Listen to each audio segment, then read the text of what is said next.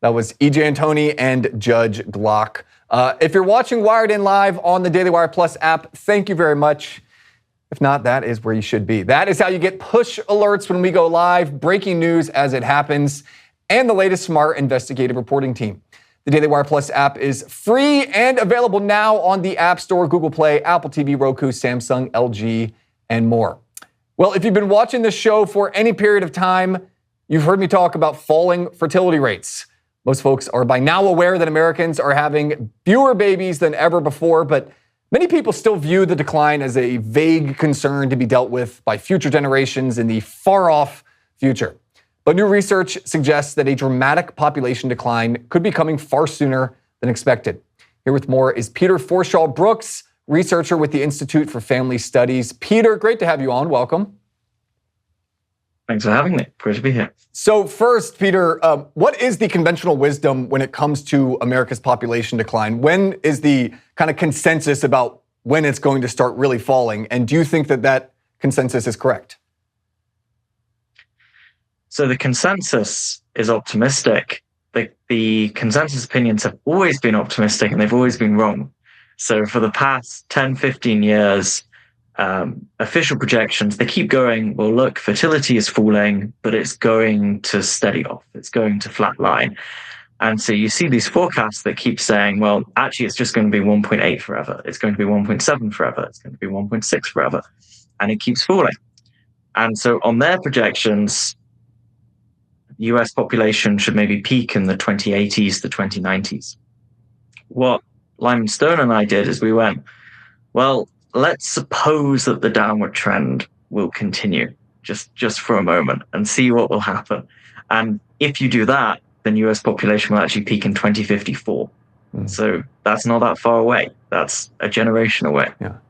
And how dramatic of a decline are we talking about if the rates do continue to decline? Earlier you said 1.8, 1.7, 1.6. Just for context, that's the fertility rate. That's the Sure. average number of children that the average woman in America is having.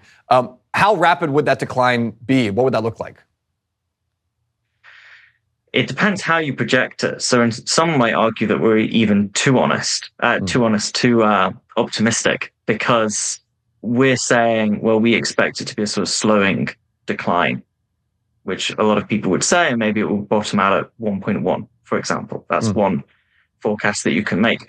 If it continues at a linear decline, because it's been going down in a straight line since about 2007 in the US.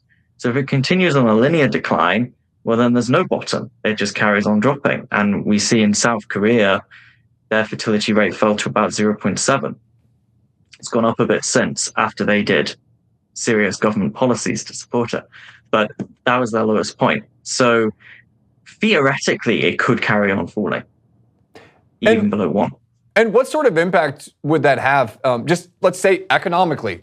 What does a population decline mean? Because I've talked about this in the past. I've seen comments from folks saying, well, what's the big deal if our population goes down? Why is that a problem? Can you just walk us through the ramifications?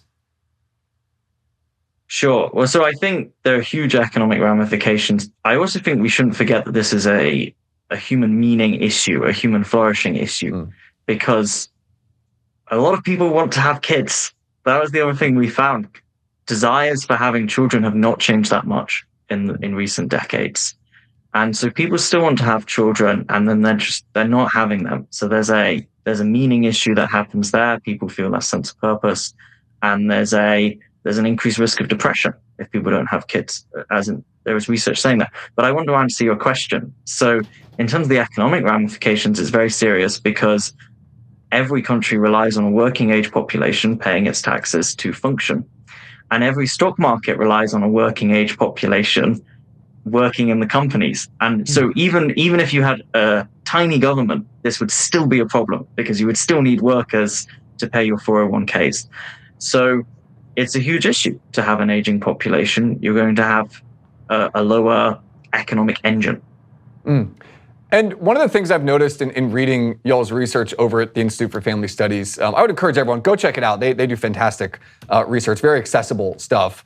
One of the things I saw was the discrepancy in birth rates based on political affiliation. So we see conservative identifying women are actually above replacement level when it comes to their birth rates.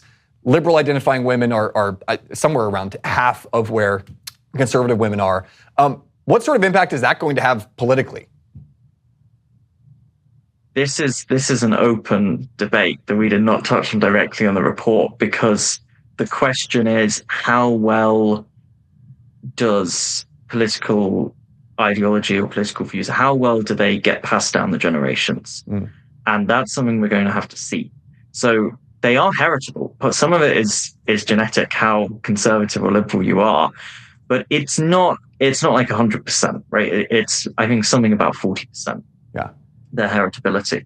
So there might be a change. Society might start becoming more conservative, but we're going to see. And obviously that's also going to depend on how people are brought up. So if everyone is brought up in a way that they end up